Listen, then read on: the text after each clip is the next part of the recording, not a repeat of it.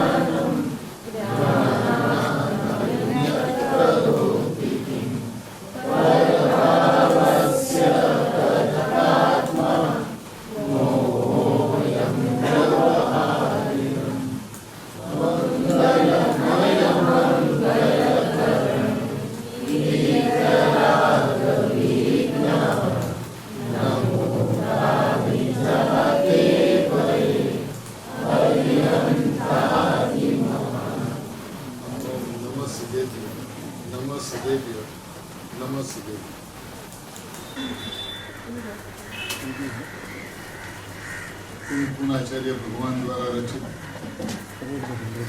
નિયમસાર જે પરમાગમ છે તેમની ટીકા પદ્મપ્રકમલ ધારીદેવે કરી છે. પૂર્ણાચાર્ય ભગવાને આ નિયમસાર જે પરમાગમ પોતાની ભાવના માટે બનાવ્યું છે. એટલે કે છઠ્ઠા સાતમા ગુણસ્થાનની અંદરમાં ઝૂલતા મુનિરાજ ક્ષણે ક્ષણે આત્માની અંદરમાં વેલી કરતા મુનિરાજ જ્યારે પોતાની ભાવના માટે શાસ્ત્રની રચના કરે છે ત્યારે એ શુદ્ધિની વૃદ્ધિની તીવ્રતાનો પ્રકાર કેવો હોય એ વાત વિચારવાની હોય છે. જે સ્વયં પડે પડે અનુભવની અંદરમાં રમી રહ્યા છે એમ કે છે કે મેં મારી ભાવના માટે આ શાસ્ત્ર. તો મુનિરાજ જેવા ધર્માત્મા હાલતા ચાલતા સિદ્ધ જેમણે સદેહ મહાવીરની યાત્રા કરી હોય અને ત્યાંથી આવીને પુનર હિલ ઉપર સ્વરૂપની મસ્તીની અંદરમાં સદાય મસ્ત રહેતા હોય અને એમ છતાંય પોતાની ભાવના માટે કોઈ ગ્રંથની રચના કરે તો એ ગ્રંથ કેટલું પવિત્ર હશે, એ ગ્રંથ કેટલું અદ્ભુત હશે, એ ગ્રંથની અંદરમાં શુદ્ધાત્માની તીવ્રતા થવાના વિધાન કેટલા અદ્ભુત હશે એ વાત વિચારવા જેવી છે. ખરેખર કુંકુનાચાર્ય ભગવાન જેવા સમર્થ પુરુષ અને પદ્મપ્રકમલ ધારીદેવ જેવા ભાવિ તીર્થાદિનાથનો આત્મા બંને પુરુષની જોડી એવી છે કે જે બંને સ્વરૂપની કેલીની અંદરમાં કેલી કરતા મસ્ત રહેતા ભાવ વિભોર થઈ જતા સ્વરૂપની અંદરમાં ડૂબી જતા શુદ્ધાત્માની અંદરમાં વધારે કેમ રહેવાય એના માટે રચેલું શાસ્ત્ર છે. અને જગતના ભવ્ય જીવનનો હેતુ પણ શુદ્ધાત્મામાં કેમ રહેવાય એ હેતુ હોવાને કારણે એની શોધ ત્યાં જ હોય છે કે કેમ શુદ્ધાત્મામાં વધારે રહેવાય. તો આચાર્ય ભગવાન જે શુદ્ધાત્માની અંદરમાં રહેલા છે, રમી રહ્યા છે, પેલી કરી રહ્યા છે, એ વધારે રહેવા માટે એ વાતને કરે છે. તો આત્માર્થીઓ એની અંદરમાં આસાનીથી પ્રવેશ થઈ જાય એવી વિધિ આ પ્રવચનોની અંદરમાં છે. ગુરુદેવ શ્રી કહે છે કે વસ્તુ છે, વસ્તુ ભગવાન આત્મા છે ને, એ વસ્તુ છે, ત્રિકાળ વસ્તુ છે. વસ્તુ છે, વસ્તુ ભાવવાન, એ શુદ્ધ ભાવ સ્વરૂપ છે. વસ્તુ છે ને એ શુદ્ધ ભાવ સ્વરૂપ છે. શુદ્ધ ભાવ પ્રગટ કરવાની વાત એ અલગ, એ પર્યાયથી વાત, પરિણામથી વાત, પરિણતિથી વાત. અને જે વસ્તુ જે પોતે છે એ સ્વયં શુદ્ધ ભાવ છે, ત્રિકાળ છે, ધ્રુવ છે, પરિપૂર્ણ છે. એવી જે વસ્તુ જે છે એ છે આત્મા, એનો ભાવ શુદ્ધ ભાવ, એ ત્રિકાળ સ્વભાવ છે. આહા ભાવવાન ધ્રુવપણું અથવા આત્માપણું, જે ત્રિકાળી નાયક ભાવ, ત્રિકાળી પરમ પરિણામિક, જેમાં કોઈ કર્મનો અભાવ અને નિમિત્તની અપેક્ષા નથી, એવો પરમ ત્રિકાળી સ્વભાવને અહીં શુદ્ધ ભાવ કહે છે. કેવો છે શુદ્ધ ભાવ? કે જેને કોઈ કર્મના અભાવની અપેક્ષા નથી, આશ્રવ બંધનો અભાવ થાય, સંવર નિજરા મોક્ષની પ્રાપ્તિ થાય, એવી અપેક્ષા શુદ્ધ ભાવને નથી. એવી અપેક્ષા પોતાના પરમાત્મા ભાવને નથી. વસ્તુ કેટલી અદ્ભુત છે કે જે કર્મના અભાવની અપેક્ષા રાખતું નથી. કર્મનો ઉદય મને છે અને કર્મના ઉદયને ટાળવો છે, એ વાત તો ઘણી દૂરની થઈ. જ્યારે વસ્તુની વ્યવસ્થાની અંદરમાં જ આ વ્યવસ્થા જ નથી, શુદ્ધ ભાવ જે છે, પરમાત્મા ભાવ જે છે, પોતાનો નાયક ભાવ જે છે, ત્રિકાળી ધ્રુવ ભાવ જે છે, એ ભાવ જ કેવો છે? તો કે છે એ ભાવ જ કર્મના અભાવની અપેક્ષા રાખતો નથી. એટલે એ ભાવ બે વાર, એક તો એ ત્રિકાળ સ્વભાવ છે, એક તો વસ્તુ છે. એટલે છે એટલે એ અનાદિ અનંત છે, ભૂતકાળમાં છે, વર્તમાન કાળમાં છે, ભવિષ્ય કાળમાં છે. એટલે એ છે છે છે છે છે છે છે છે એવા રૂપ જે વસ્તુ જે છે એને કોની અપેક્ષા? જે સ્વભાવથી છે રૂપ છે, હોવાપણે છે, જે સ્વભાવથી હોવાપણે છે, એને કર્મનો સદભાવ છે કે કર્મનો અભાવ છે, એવી અપેક્ષા એ હોવાપણી વસ્તુને કેવી રીતે હોઈ શકે? એટલે પોતાનું જે અસ્તિત્વ જે છે એ ત્રિકાળ એકરૂપ અસ્તિત્વ છે. અને એ ત્રિકાળ એકરૂપ અસ્તિત્વને કોઈના હોવાપણાની, કોઈના થવાપણાની, કોઈના જવાપણાની, કોઈના અભાવપણાની અપેક્ષા એ ત્રિકાળ વસ્તુને હોતી નથી. પોતાનો સ્વભાવ જ કેટલો મહિમાવંત છે કે કોઈ ચીજની અપેક્ષા નથી રાખતો. કર્મના અભાવની અને નિમિત્તની અપેક્ષા નથી. આપણને વિતરાગી દેવશાસ્ત્ર ગુરુ મળ્યા, એમને આત્મા બતાવ્યો, માટે આત્મા શુદ્ધ છે એવું સમજાણું. એવી અપેક્ષા એ શુદ્ધ ભાવને નથી. પોતાની વસ્તુ પરિપૂર્ણ એવી છે, સંપૂર્ણપણે એવી છે કે કોઈ પણ અપેક્ષા રાખતો નથી. નથી નિમિત્તની અપેક્ષા રાખતું, નથી વિતરાગી દેવશાસ્ત્ર ગુરુની અપેક્ષા રાખતું, નથી કર્મનો અભાવ થાય એની અપેક્ષા રાખતું. એ સ્વભાવથી સદાય પરિપૂર્ણ છે. જે સ્વભાવથી સદાય પરિપૂર્ણ છે એ વસ્તુ કેટલી અદ્ભુત છે. ઉદય ભાવ નામની વસ્તુ જેને નથી, ઉદય ભાવ નામની વસ્તુ તો નથી, પણ ઉદય ભાવના અભાવની વાત પણ જેને લાગુ પડતી નથી. તો મને કર્મનો ઉદય છે અને કર્મના ઉદયનો નાશ થાય એવો હું પ્રયત્ન કરું છું, એ વાત આત્માર્થીની નથી. જેણે પરિણામની અંદરમાં મીઠાશ છે, પરિણામની અંદરમાં અશુદ્ધતા છે, પરિણામની અંદરમાં શુદ્ધતા પ્રગટ કરવી છે એવો અભિપ્રાય છે, એને ખરેખર આત્મા પદાર્થ કેવો છે, આત્મા વસ્તુ કેવી છે, એ વાત એને સાંભળી હોવા છતાં પણ સાંભળી નથી.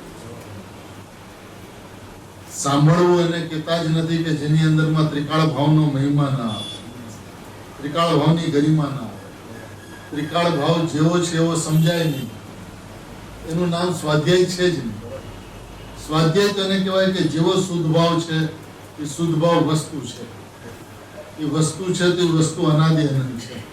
એ શુદ્ધ ભાવ સ્વરૂપ છે, એ હોવાપણે છે, એ પરિપૂર્ણ છે, એ ત્રિકાળ સ્વભાવ છે, એ ધ્રુવપણું છે, એ આત્માપણું છે, એ જ્ઞાયક ભાવ છે, એ ત્રિકાળી છે, એ પરમ પારણામિક ભાવ છે. એવી જે વસ્તુ જે છે, એટલે કે એવો જે હું છું, એને કર્મનો અભાવ અને નિમિત્તની અપેક્ષા નથી. કેટલી અદ્ભુત વસ્તુ છે પોતાની, કે જે કર્મના અભાવની અપેક્ષા નથી રાખતું, એટલે કે જે મોક્ષની અપેક્ષા નથી રાખતું. વિતરાગી દેવશાસ્ત્ર ગુરુ નિમિત્ત રૂપે મળ્યા છે એની અપેક્ષા જે વસ્તુ નથી રાખતી. એટલે કે જ્યારે એને સમજાય છે કે શુદ્ધ ભાવ વસ્તુ જે હું છું, અને જગતની અંદરમાં કોઈ નિમિત્ત જ નથી,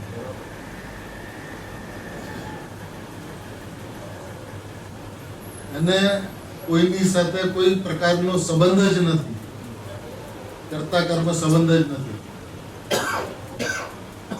મારા જ્ઞાનની અંદરમાં મારો જ્ઞાયક જણાય એવો જ્ઞાન જ્ઞેય સંબંધ નથી. જ્ઞાનની અંદરમાં જ્ઞાયક જણાય છે એ વ્યવહાર નહીંનો વિષય છે. જ્ઞાન પર્યાયમાં જ્ઞાન પર્યાય જણાય છે એ પણ વ્યવહાર નહીંનો વિષય, અને જ્ઞાનમાં જ્ઞાયક જણાય છે એ પણ વ્યવહાર નહીંનો વિષય છે.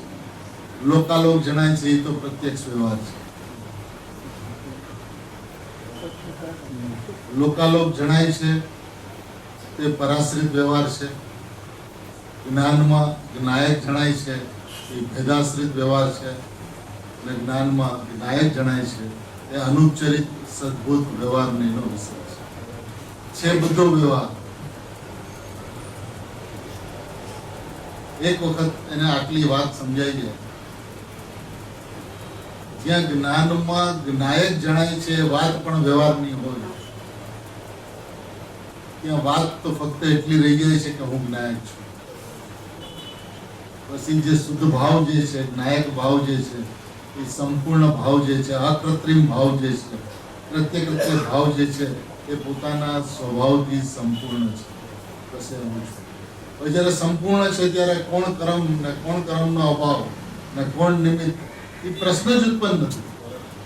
અને જ્યાં સુધી નિમિત્ત ઉપર દ્રષ્ટિ જાય છે ત્યાં સુધી એવો જ નૈમિતિક ભાવ ઉત્પન્ન થયા કરે છે. ગુરુદેવ ઉપર દ્રષ્ટિ જશે તો રાગ ભાવ ઉત્પન્ન થશે. પરમાત્મા ઉપર, ભગવાન ઉપર દ્રષ્ટિ જશે તો ભક્તિનો રાગ ભાવ આવ્યા વિના રહેશે નહીં. વ્યાપાર આદિ ઉપર દ્રષ્ટિ જશે તો અશુભ ભાવ આવ્યા વિના રહેશે. જેવું નિમિત્ત એવો નૈમિત્ત. એની અંદરમાં વિતરાગતાનો તો પ્રશ્ન જ નથી. એટલે નિમિત્તની અપેક્ષા પણ જેને નથી, અને કર્મના અભાવની અપેક્ષા પણ જેને નથી, એવું જે નિરપેક્ષ તત્વ જે છે, હું સ્વયં પોતે જો પોતાનો પદાર્થ કેટલો મહિમાવંત છે, કેટલી સંપૂર્ણતા છે, કેટલી કૃત્યતા છે, એ કોઈને પરાધીન નથી. કોઈ પણ પરિસ્થિતિની અંદર કોઈ પણ પરિણામ એને જોવે કે ન જોવે,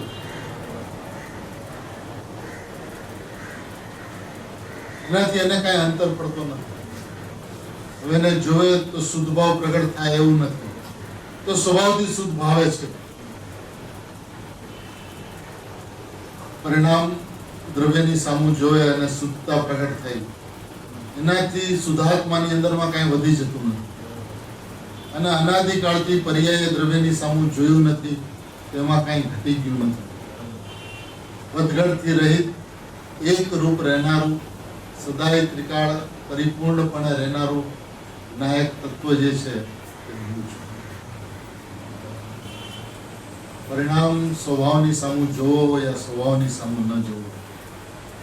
સોગાનીજી સાહેબના શબ્દોમાં પરિણામની અંદરમાં નિગોદ હો યા મોક્ષ, મેરે કો કોઈ અંતર નહીં.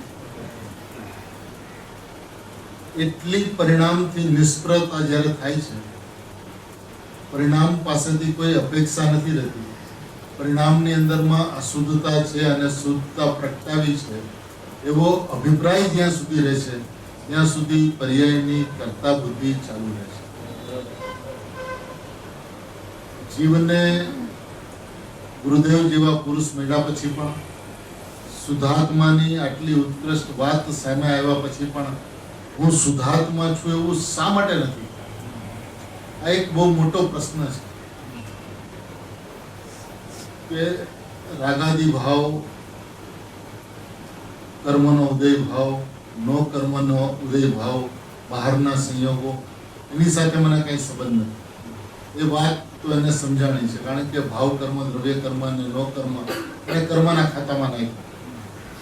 પરંતુ મારે શુદ્ધતા પ્રગટ કરવી છે, મારે મારું કલ્યાણ કરવું છે, મારે સમ્યક દર્શન પ્રાપ્ત કરવું છે, મારે મોક્ષ માર્ગમાં ચાલવું છે, મારે મુનિ બની શ્રેણી ચડીને મોક્ષ દશાને પ્રાપ્ત કરવી છે. આવો અભિપ્રાય એને કેટલો નુકસાન કરતા છે એ આત્માર્થીને જો ન સમજાય તો હું શુદ્ધાત્મા છું એવો અભિપ્રાય અંતરંગમાં તૈયાર થતો નથી.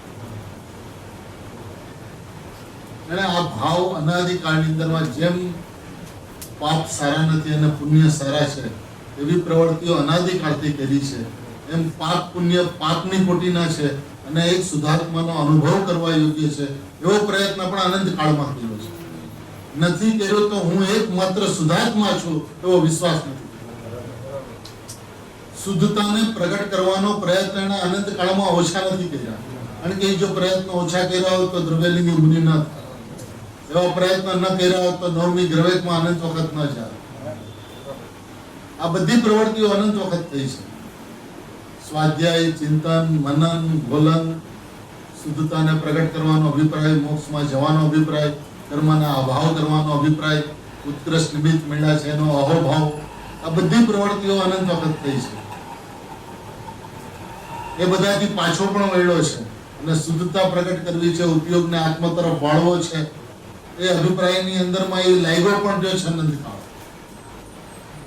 પણ એક પણ સમય હું ભગવાન આત્મા છું, શુદ્ધાત્મા માત્ર વસ્તુ છું એવો અભિપ્રાય, અપૂર્વ પક્ષ શુદ્ધાત્માનો એક સમયને માટે પણ આવ્યો નથી. કદી ન આવેલો પક્ષ શુદ્ધાત્મા. શુદ્ધતા પ્રગટ કરવા માટે એને કોઈ પ્રયત્ન બાકી નથી. વન જંગલની અંદરમાં જઈને એકાંતની અંદરમાં શુદ્ધાત્માને મેળવવાના પ્રયત્ન એને ઓછા નથી. પણ એક પણ સમયને માટે શુદ્ધાત્મામાં અહમ શું કામ નથી થયું? કારણ કે પર્યાયનું અહમ મેટું નથી, પર્યાયનું એકત્વ મેટું નથી, શુદ્ધતા પ્રગટ કરવાનો અભિપ્રાય ખતમ નથી થયો. માટે શુદ્ધ તત્વ હું છું એવો અભિપ્રાય એમનો બન્યો નથી.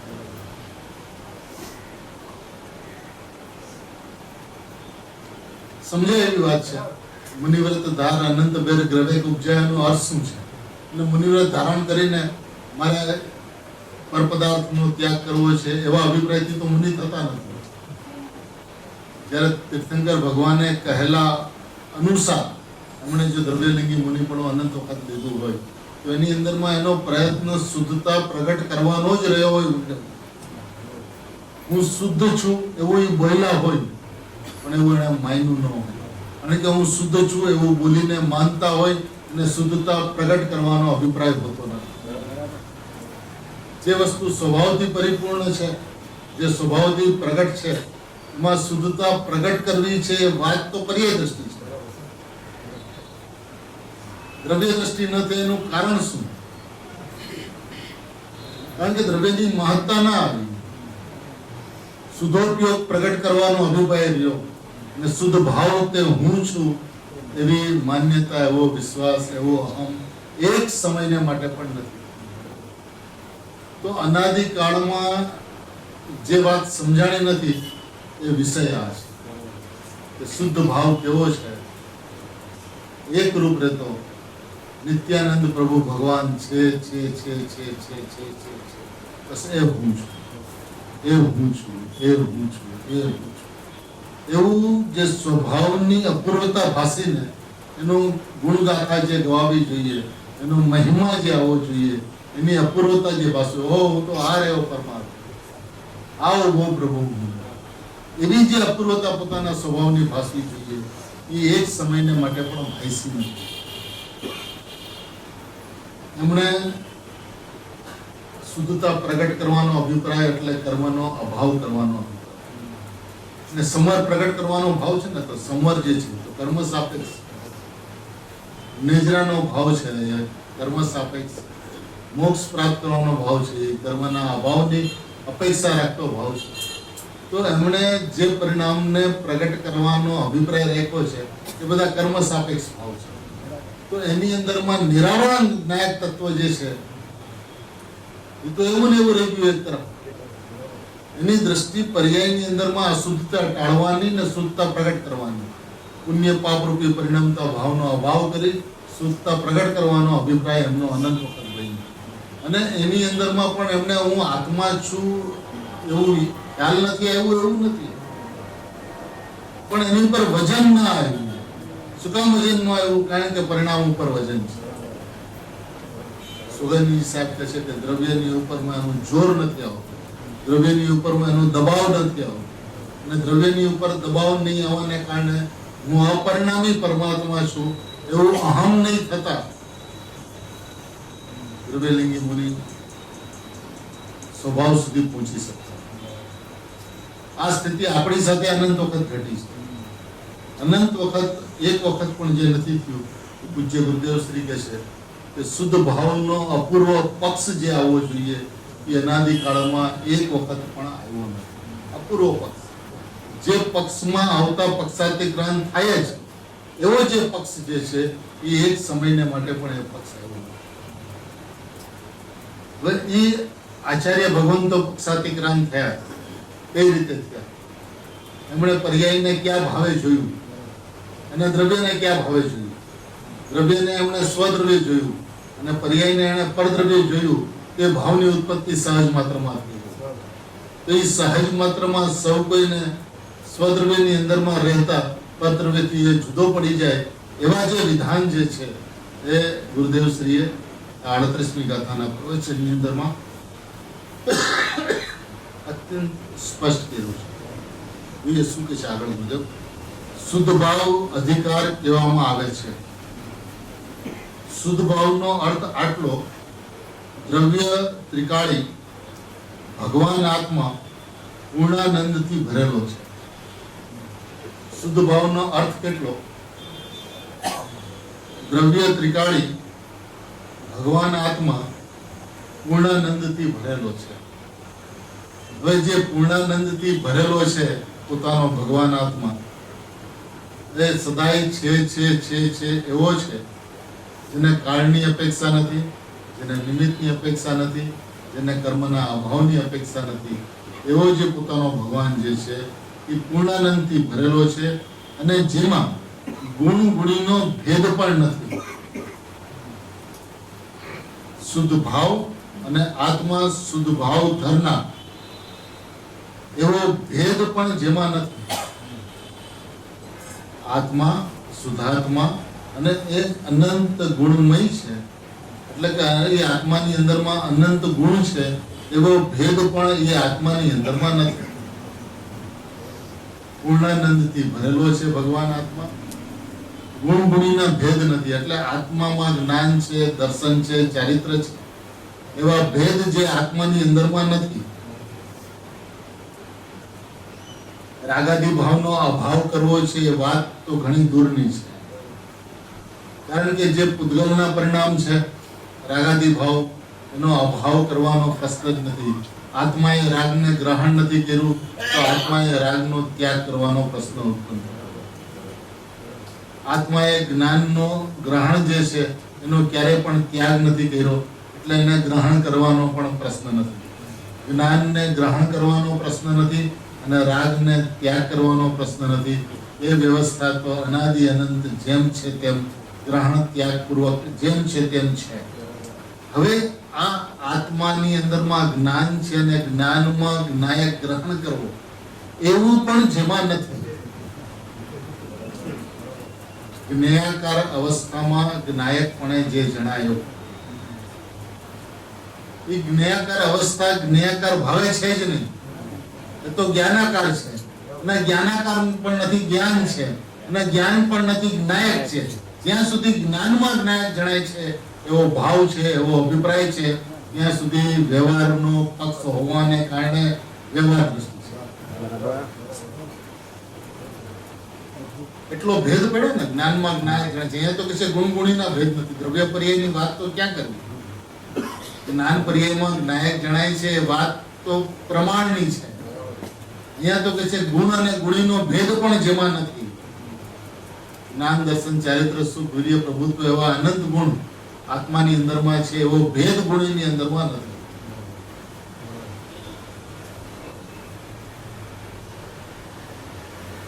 શુદ્ધ ભાવ અને આત્મા શુદ્ધ ભાવ ધરનાર એવો ભેદ પણ જેમાં નથી. શુદ્ધ ભાવ, પવિત્ર ત્રિકાળ ભાવ, આહા પુણ્ય અને પાપ આદિ ભાવ, તેને તો શાસ્ત્રમાં ચપળ ભાવ કયા છે. ચપળ ચપળાઈ છે, આકુળતા છે, એનાથી રહિત જે ભાવ છે એ શુદ્ધોપયોગ છે. શું કે છે? શુદ્ધ ભાવ, પવિત્ર ત્રિકાળ ભાવ, પુણ્ય અને પાપ આદિ ભાવ, તેને તો શાસ્ત્રમાં ચપળ ભાવ કયા છે. ચપળ ચપળાઈ છે, આકુળતા છે, એનાથી રહિત જે ભાવ છે, એટલે પુણ્ય પાપથી રહિત જે ભાવ છે, એટલે કે ચપળાઈથી આકુળતાથી રહિત જે ભાવ છે એ શુદ્ધોપયોગ છે. એ તો પર્યાય છે, પણ શુદ્ધોપયોગની પર્યાય કોના આશ્રય ઉત્પન્ન થાય છે એનો અધિકાર છે. શુદ્ધોપયોગ પ્રગટ થાય છે એ કોના આશ્રય થાય છે? તો કે શુદ્ધ ભાવના આશ્રય. શુદ્ધ ભાવનો આશ્રય એટલે શું? કે હું શુદ્ધ ભાવ છું એવું અહમ, એનું નામ આશ્રય છે. હું શુદ્ધ ભાવ છું એવું અહમ, એનું નામ આશ્રય છે. એનું નામ લક્ષ્ય છે, એનું નામ એકત્વ છે, એનું નામ લિંગતા છે. હું છું બસ. એવો વિશ્વાસ આવતા, એવું શ્રદ્ધાંત થતા જે પરિણામનો જન્મ થાય છે એનું નામ શુદ્ધોપયોગ છે. સમ્યક દર્શન આત્માના લક્ષ્ય થાય છે એમ નથી. સમ્યક દર્શન આત્માના લક્ષ્ય થાય છે એમ નથી. હું શુદ્ધ ભાવ છું, હું શુદ્ધાત્મા છું, હું ભગવાન આત્મા છું એવું લક્ષ્ય કરતા જે પરિણામ ઉત્પન્ન થાય છે એ પરિણામનું નામ સમ્યક દર્શન. સમ્યક દર્શન આત્માના લક્ષ્ય થાય છે એનો મતલબ પર્યાયની અંદરમાં શુદ્ધતા દ્રવ્યના લક્ષ્ય થાય છે. તો એની અંદરમાં પર્યાયમાં શુદ્ધતા કેવી રીતે પ્રગટ થાય છે એ વાત આવી. એની અંદરમાં શુદ્ધ ભાવની મહત્તા ના આવી. હું શુદ્ધાત્મા છું, ભગવાન આત્મા છું, પરિપૂર્ણ જ્ઞાયક તત્વ છું, પ્રત્યે ભગવાન છું, ત્રિકાળી ભાવ છું, એવો સ્વભાવનો મહિમા આવતા, એવો સ્વભાવની અંદરમાં અહમ થતા જે પરિણામ ઉત્પન્ન થાય છે એ પરિણામનું નામ સમ્યક દર્શન, સમ્યક જ્ઞાન છે. અને પરિભાષા ફેરવવી પડશે. આત્માના લક્ષ્ય સમ્યક દર્શન થાય છે માટે આપણે આત્માનું લક્ષ્ય કરવું એ પર્યાય દર્શન છે.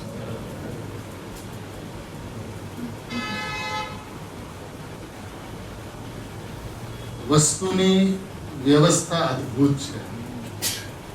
નિશ્ચય નહીં એમ કહે છે કે હું નયાતીત છું. હું નયાતીત છું એમ જે કે છે નિશ્ચય નહીં છે. હું પરિપૂર્ણ જ્ઞાયક તત્વ છું એમ જે કે છે નિશ્ચય નહીં છે. એ શુદ્ધ નહીં. અને શુદ્ધ નહીં કહે છે કે વસ્તુ એકાંત છે. એ શુદ્ધ નહીં આત્માને અનેકાંત કહેતો જ નથી. અનેકાંત નો મતલબ હું આત્મા છું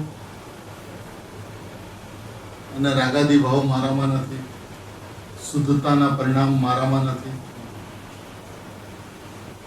એવી હું વસ્તુ છું એમ જે કહે છે એનું નામ અનેકાંત.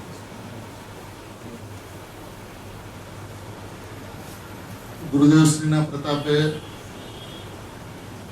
વસ્તુ એટલી બધી ચોખ્ખી થઈ ગઈ છે કે ક્યાંય મૂંઝવણ કે ગૂંચવણ ઊભી રહે એવું નથી, કન્ફ્યુઝન ક્યાંય ઊભા રહેવા નથી.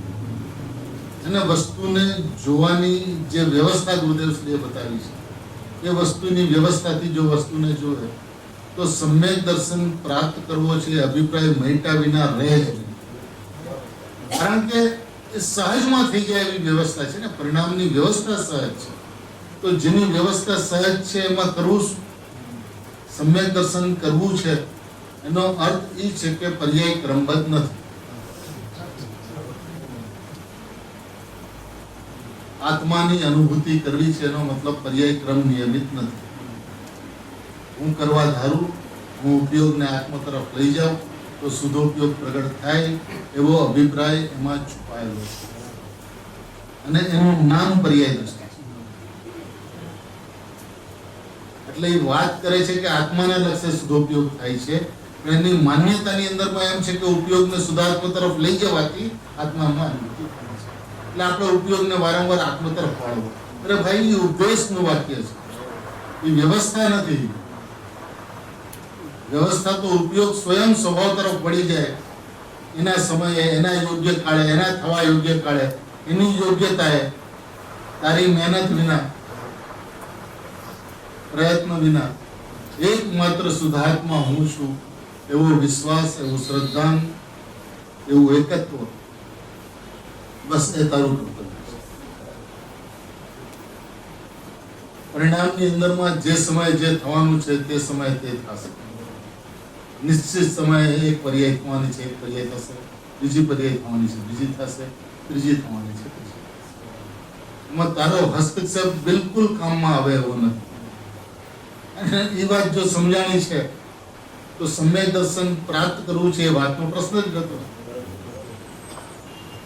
જો પર્યાયની ક્રમબદ્ધતા સ્વીકાર્ય છે તો પછી સમ્યક દર્શન કરવું છે એ વાત તો રહેતી નથી. પછી વાત એક જ રહી જાય છે કે હું પરિપૂર્ણ જ્ઞાન તત્વ છું, હું પરમાત્મા છું, હું ત્રિકાળી છું, હું પરમ પારણામિક ભાવ માત્ર વસ્તુ છું, હું નિર્વિકલ્પ માત્ર વસ્તુ છું. બસ એટલી જ વાત રહી જાય છે. અને એ વાતનો જ્યાં એકરાર થાય છે ત્યારે જે પરિણામ ઉત્પન્ન થયા એનું નામ દર્શન નામ છે.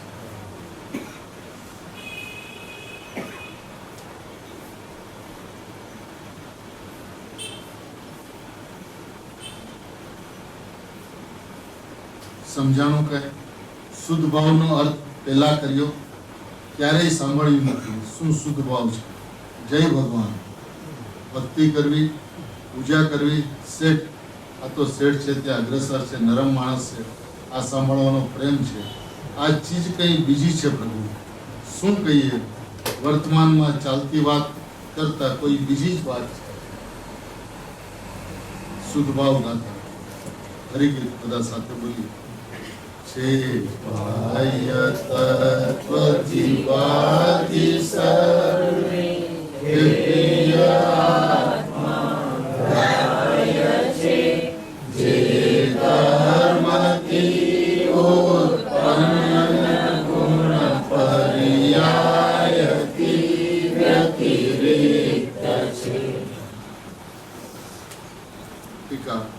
આ હે અને ઉપાદેય તત્વના સ્વરૂપનું કથન છે.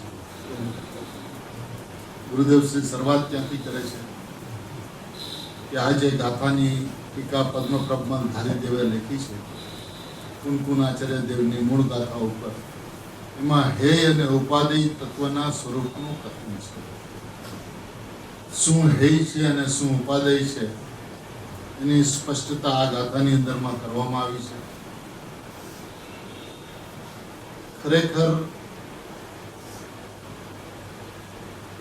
પર્યાય ના આશરે સમ્યક્ત્વ થતું નથી, માટે પરિણામ થયું છે. પરિણામના અવલંબનથી શુદ્ધતા પ્રગટ થતી નથી, માટે પરિણામ થયું છે. પરિણામ નાશવાન છે એટલે એમાં એકાગ્રતા થતી નથી, માટે પરિણામ થયું છે. પરિણામ હેય છે એમ હેય રૂપે પણ જોવા યોગ્ય નથી, માટે એ બહુ સરસ. આત્મા હેય છે, એમ હેય રૂપે પણ જોવા યોગ્ય નથી. એનું નામ પર્યાયની હેયતા છે. બહુ સરસ. ત્રિકાળી દ્રવ્ય ઉપાદેય છે. એ ઉપાદેય થયું ક્યારે કહેવાય? તેને ઉપાદેય પણ ન જોવે. અને હું ભગવાન આત્મા છું એની અંદરમાં એની ઉપાદેયતા છે. ભગવાન આત્મા ઉપાદેય છે અને પર્યાય હેય છે. એવું થયું ક્યારે કહેવાય? કે હું ભગવાન છું એવા ભાવે રહી જાય અને પર્યાય હેય થઈ જાય ત્યારે દ્રવ્ય ઉપાદેય થયું કહેવાય અને પર્યાય હેય થઈ જાય. બહુ સરસ. એના બેઝ ઉપર, એના ફાઉન્ડેશન ઉપર, આ ગાથા ઉપર જે ગુરુદેવશ્રીનું પ્રવચન છે. ધર્મીને સમ્યક દ્રષ્ટિને છોડવા લાયક શું છે અને આદરવા લાયક શું છે એનું કથન છે.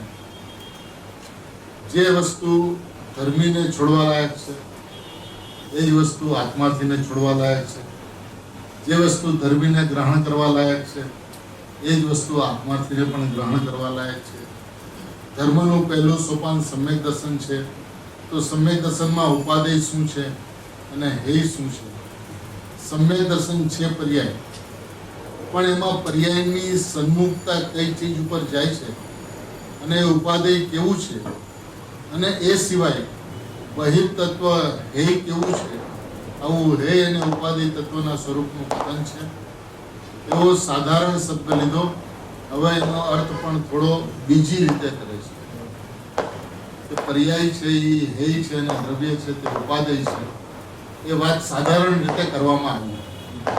હવે સૂક્ષ્મતાથી એ વાત કરવામાં આવશે. બીજી રીતે કરવામાં આવશે એટલે કે ભાઈ પર્યાય કહેતા શું? પર્યાય તો એક સામાન્ય વાત, સામાન્ય પરિણામ. તો કે સામાન્ય પરિણામ નહીં, પરિણામની અંદરમાં ઉત્પન્ન થતા 7 તત્વો. એ 7 તત્વો માટે શું કે છે?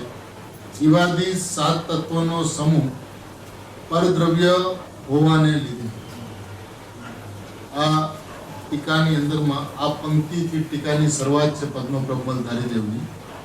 જીવાદી 7 તત્વોનો સમૂહ પરદ્રવ્ય હોવાને લીધે.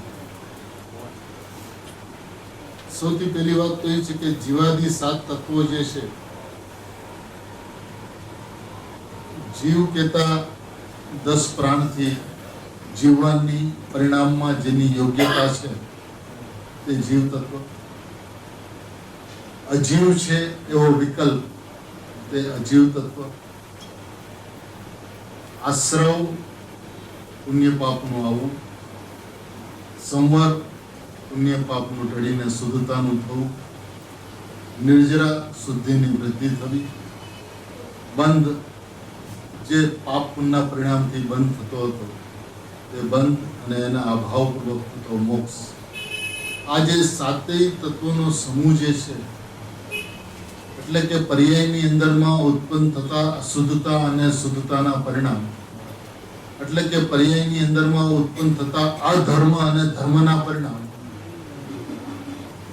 એટલે કે આશ્રવ, બંધ, પુણ્ય, પાપ એ અધર્મના પરિણામ, અને સંવર, નિજરા અને મોક્ષ ધર્મના પરિણામ.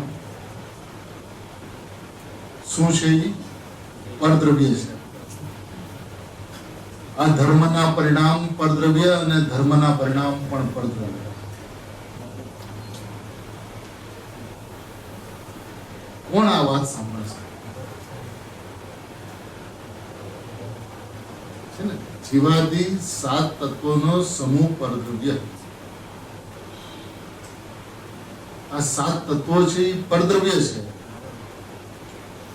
અને એનાથી ભિન્ન પોતાનો ભગવાન આત્મા જે છે એ સ્વદ્રવ્ય છે. સ્વદ્રવ્ય અને પરદ્રવ્યનો અર્થ એ છે, સામાન્યપણે આપણે 6 દ્રવ્ય અને પરદ્રવ્ય કહીએ છીએ અને આત્માને સ્વદ્રવ્ય કહીએ છીએ. હવે સ્વદ્રવ્ય અને પરદ્રવ્યની વચ્ચેની સર્વતા ભિન્નતા હોય છે, અને સર્વતા ભિન્નતા હોય છે તો એ 2 દ્રવ્યોની વચ્ચે કર્તા કર્મનો અભાવ હોય છે. બરાબર ને?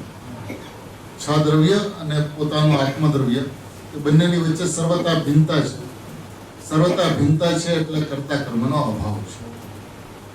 હવે અહીંયા જે જીવાદી 7 તત્વોનો સમૂહ પરદ્રવ્ય છે એનો મતલબ કે જ્યારે પ્રમાણની અંદરમાં આવ્યો અને પ્રમાણની અંદરમાંથી નયને કાઢે છે કે સ્વદ્રવ્ય છે પોતાનો ભગવાન આત્મા છે અને પરિણામ માત્ર 7 દ્રવ્યોનો સમૂહ છે એ પરદ્રવ્ય છે, તો એની વચ્ચે પણ કર્તા કર્મનો સંબંધ રહેતો નથી.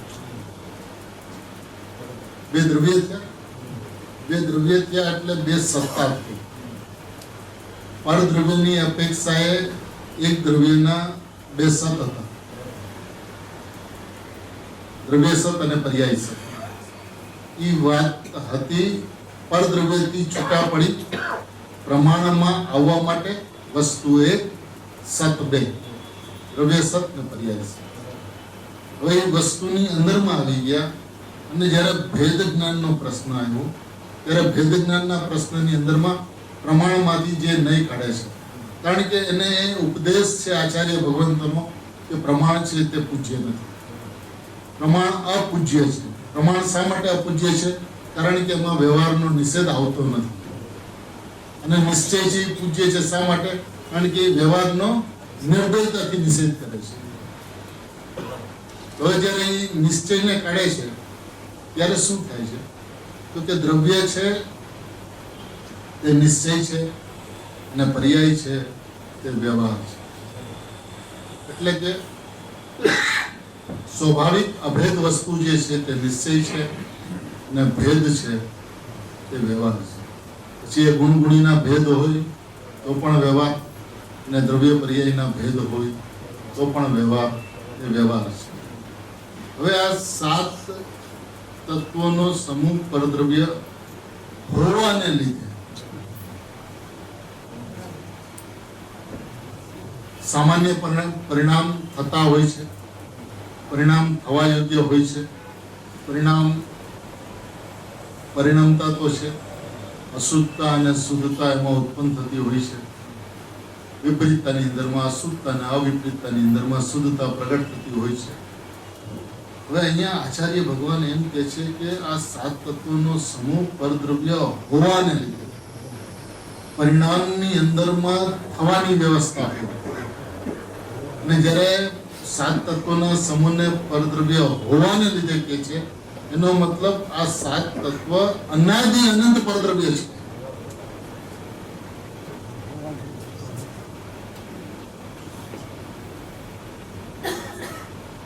એ ક્યારેય ત્રિકાળી સ્વદ્રવ્ય રૂપ થતા જ નથી.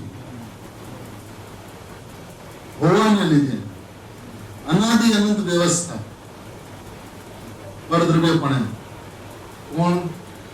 જીવાદી 7 તત્વોનો સમૂહ ક્યાં થાય છે? પર્યાયમાં થાય છે. અનાદિ અનંત પરદ્રવ્ય હોવાને લીધે અરે પ્રભુ શું કહ્યું? જે શુદ્ધતા તું પ્રગટ કરવાની વાત કરતો હતો એને તો અહીંયા સ્પષ્ટ પરદ્રવ્ય કહી દીધા. પરદ્રવ્ય કહી દીધા, એમાં અધર્મના પરિણામ પણ આવ્યા ને ધર્મના પરિણામ પણ આવ્યા, આશ્રવબંધ પણ આવ્યા ને સંવર નિજરા અને મોક્ષના પરિણામ પણ આવ્યા. એ પરદ્રવ્ય હોવાને લીધે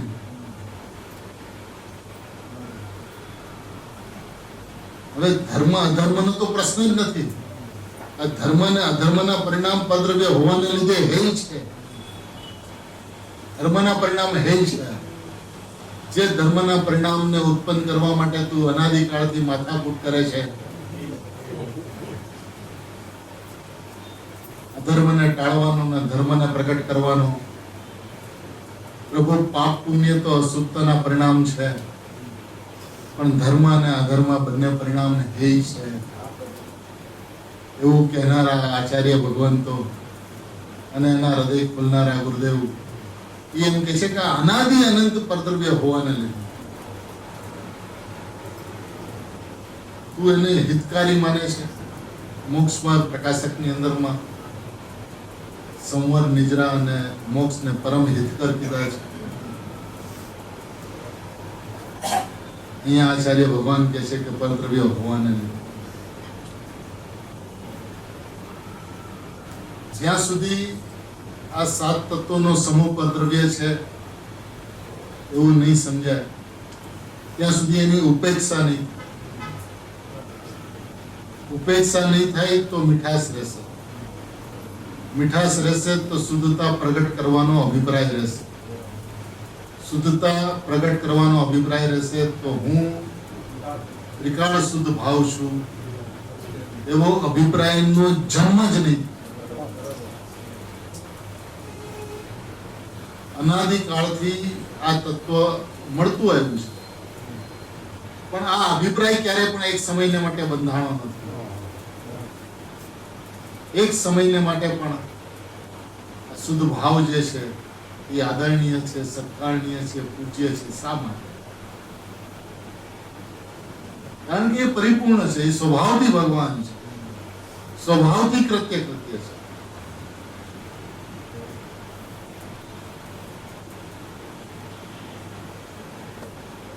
જેની અંદરમાં નયોની લક્ષ્મી ઉદેશ પામતી નથી, પ્રમાણ અસ્તને પામે છે, નિક્ષેપોનો સમૂહ ક્યાં ચાલ્યો જાય છે અમે જાણતા નથી. એવી જે વસ્તુ જે છે એ સદાય એકરૂપ છે, સદાય પ્રગટ છે, સદાય વિદ્યમાન છે, સદાય હાજર છે, સદાય પરિપૂર્ણ છે, સદાય ધ્રુવ ભાવ છે, સદાય પરમ પરિણામિક ભાવ છે, સદાય ત્રિકાળિક નાયક ભાવનું લક્ષણ છે. પરમ પરિણામિક અપરિણામી સ્વભાવનું અપરિણામી લક્ષણ સદાય પ્રગટ છે.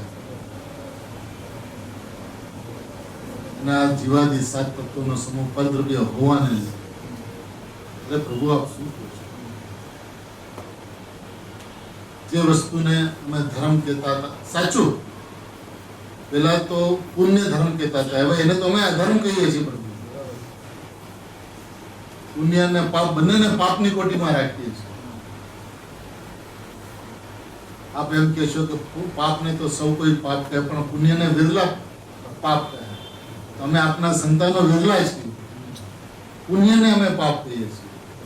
પણ આ શુદ્ધતા રૂપી સંવર નિજરા અને મોક્ષના પરિણામ એ તો પ્રગટ કરવા યોગ્ય છે. આચાર્ય ભગવાન કહે છે કે પ્રભુ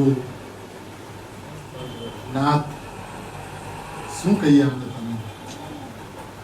આ ત્રિકાળી ભગવાન એટલો મહિમાવંત છે, એટલો અનંત અનંત અનંત અનંત અનંત અનંત અનંત અનંત અનંત અનંત અનંત વૈભવવાન છે કે એની સામે એક સમયની મોક્ષની પર્યાય આ વસ્તુ છે. પ્રભુ જે અવસ્તુ આ વસ્તુ છે તો એ અવસ્તુ છે,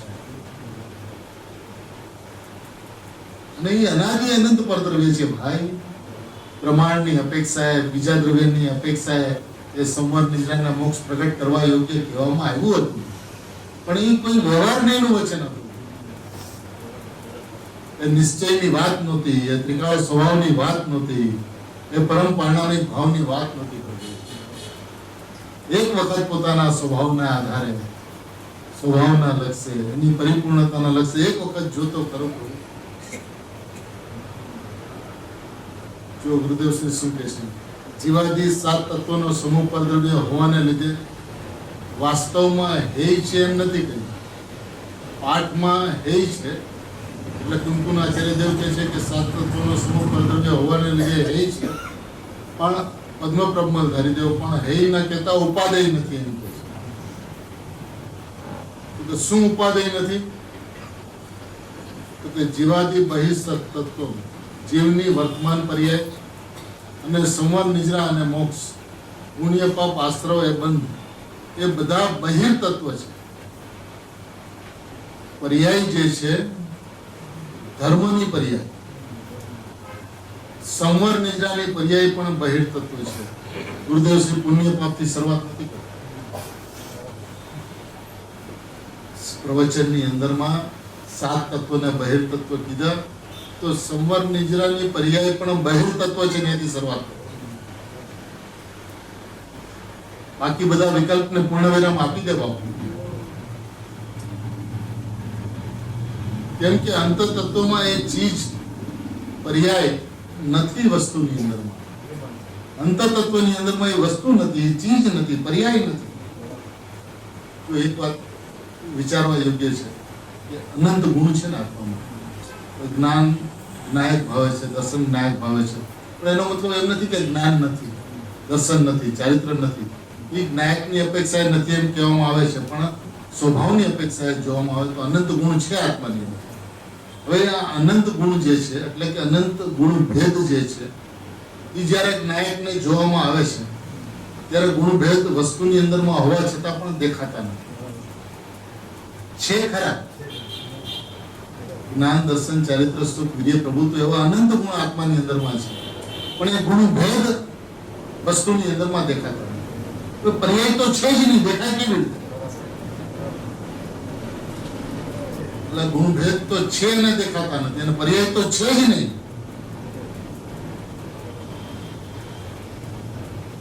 ગુરુદેવ શ્રી કહે છે અંતર તત્વમાં એ ચીજ પર્યાય નથી, પર્યાય જ નથી. સંવાદ નિદ્રા મોક્ષની પર્યાય જ નથી અંતર તત્વની, કારણ કે એ બહેરું તત્વ છે.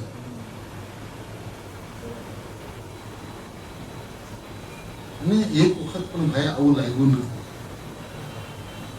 કે શુદ્ધ અંતર તત્વ જે છે એમાં સમાન નિજરા મોક્ષની પર્યાય છે નહીં, બહેરું તત્વ છે. બહિર તત્વ છે માટે ઉપાદેય નથી.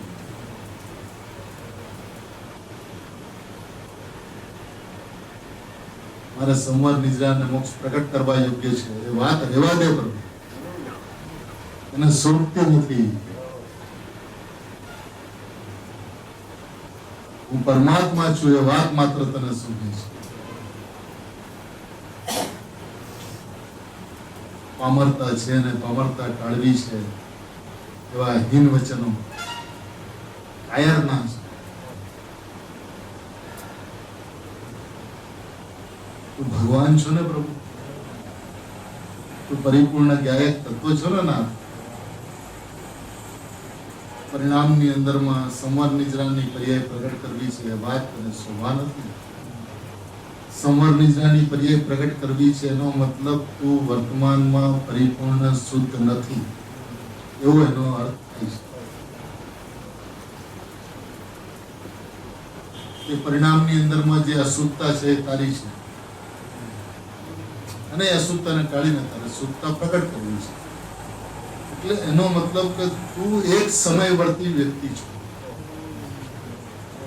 તારું અસ્તિત્વ તે એક સમયની પર્યાયમાં માન્યું છે. એનું નામ પર્યાયનું અહમ અને પર્યાયની મીઠાશ ને પર્યાય બુદ્ધિ છે. સોગાનીજી સાહેબ એમ કહે છે કે પર્યાયની અંદરમાં અહમ કરનારા બૌદ્ધિક છે, બૌદ્ધ છે, બૌદ્ધમતી છે. આવો ત્રિકાળ પરમાત્મા તારી પાસે જીવતો જાગતો ઉભો છે, અને હું છું એવો એકરાર તું નથી કરતો પ્રભુ, જેમાંથી અનંત અનંત અનંત અનંત અનંત અનંત અનંત અનંત અનંત અનંત અનંત મોક્ષની પર્યાયો નીકળ્યા જ કરે, અને છતાં જેનો એક કણ પણ ઓછો ન થાય એવો મોક્ષ સ્વરૂપી ભગવાન આત્મા વર્તમાનમાં હું બિરાજમાન છું. એ મોક્ષ સ્વરૂપી ભગવાન આત્માનો તને મહિમા નથી આવતો ના. આ તને શું થયું છે? આ તારું ક્યું પાગલપણ છે? સ્વભાવની એક સમયને માટે પણ તને મહિમાના અને પુણ્ય પાપના પરિણામ છે, અને બસ એને ટાળવા છે, અને કર્મનો અભાવ કરવો છે, શુદ્ધતા પ્રગટ કરવી છે. તારા શુદ્ધ ભાવને શુદ્ધ ભાવથી જોયો જ નથી. તે ચાર ભાવને તારા પોતાના માન્યા છે, અને પરમ પરિણામી ભાવને પરદ્રવ્ય માન્યું છે. તારી દ્રષ્ટિની અંદરમાં પર્યાય સ્વદ્રવ્ય છે ને દ્રવ્ય પરદ્રવ્ય છે. જ્યારે હોવું જોઈએ દ્રવ્ય સ્વદ્રવ્ય અને પર્યાય પરદ્રવ્ય. દ્રષ્ટિની અંદરમાં ફેર છે. દ્રષ્ટિની અંદરમાં ફેર એટલે પૂરો ફેર છે. ખાલી દ્રષ્ટિનો દોષ છે એમ નથી, પૂરો ફેર છે.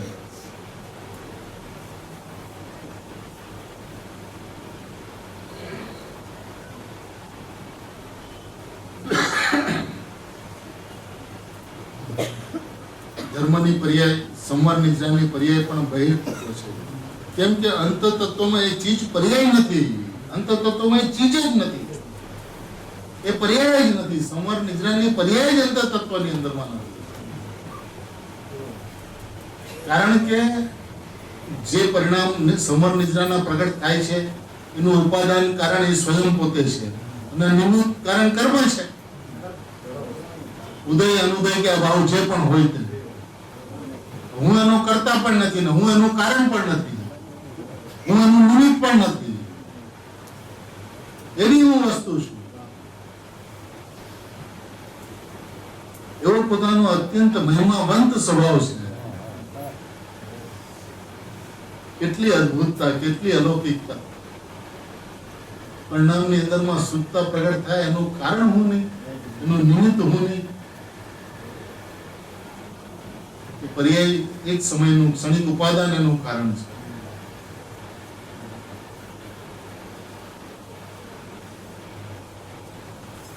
સૂક્ષ્મ વાત છે. અરે જિંદગી મળી છે તો સાંભળવું, સમજવું તો પડશે ને ભાઈ.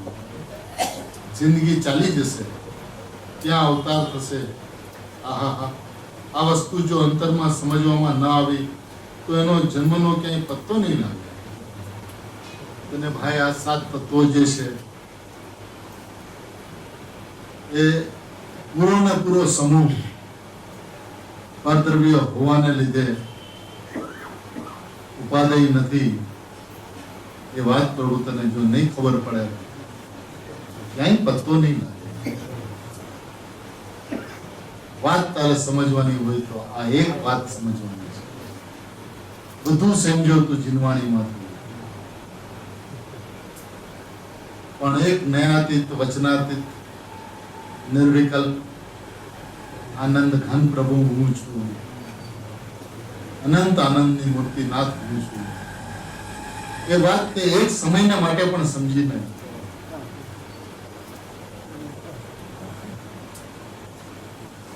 સ્વભાવનો પક્ષ તને એક વખત પણ ના આવ્યો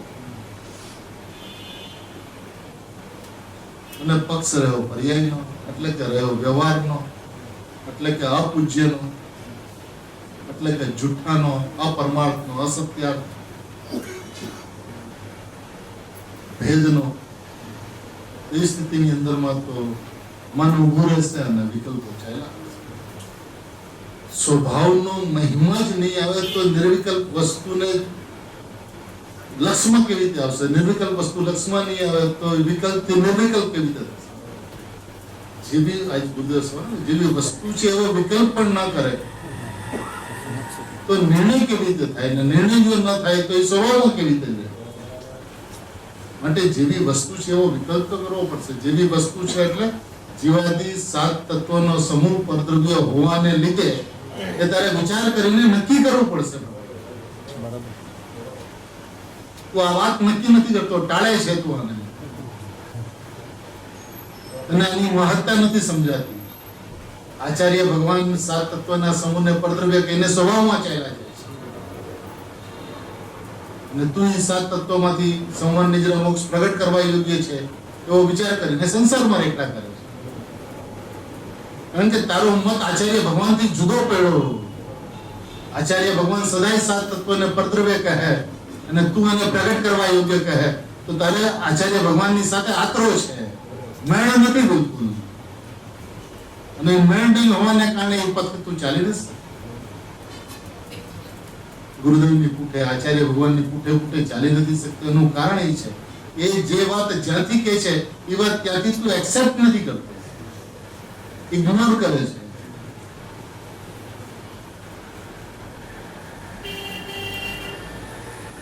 એ એક્સેપ્ટ થવી જોઈએ. અદ્ભુત વાત આ ગાથાઓની અંદરમાં 38મી ગાથાના 3.5 પ્રવચન છે પૂજ્ય ગુરુદેવ. મૂળ અંશ ગુરુદેવના શબ્દોની અંદરમાં જેટલો લેવાશે એટલો આપણે લેશું અને આ વાતને પાકી કરીએ જીવનની અંદરમાં. ભાઈ ગુરુદેવ મળ્યા, તીર્થંકર દ્રવ્ય મળ્યું, ગણધર દ્રવ્યો મળ્યા, તત્વની વાત ચોખ્ખી થઈ, આટલી સ્પષ્ટ થઈ. અને ગુરુદેવ એ આચાર્ય ભગવાનના હૃદયને ખોલે એટલે કેવું ખોલે, એકદમ સ્પષ્ટ કરી નાખે. એવી વસ્તુની વ્યવસ્થા આપણી સામે છે અને સમજીએ. અને એ 7 તત્વનો સમૂહ પરદ્રવ્ય હોવાને લીધે છે માટે એ ઉપાદેય નથી, ધ્યેય છે. એ વાત આચાર્ય ભગવાન જે રીતે કહે છે અને ગુરુદેવ જ્યાંથી જે રીતે સમજાવે છે તે રીતે આપણે સમજીએ, એમાં આપણા જીવનની સાર્થકતા છે. એમાં ગુરુદેવ મળ્યા એની સાર્થકતા છે અને એ રીતે સમજીએ તો ગુરુદેવનો ઉપકાર છે, તો એ ગુરુદેવનો ગુણોનો વર્ગ છે. જે ગુરુદેવના પ્રત્યે આપણે કૃતજ્ઞ છે એ વાત સિદ્ધ થશે જો એ રીતે આપણે વાતને સમજશું તો. સાચા આત્મા પોતાના સ્વભાવને જેમ છે તેમ સૌ કોઈ સમજે એવી ભાવના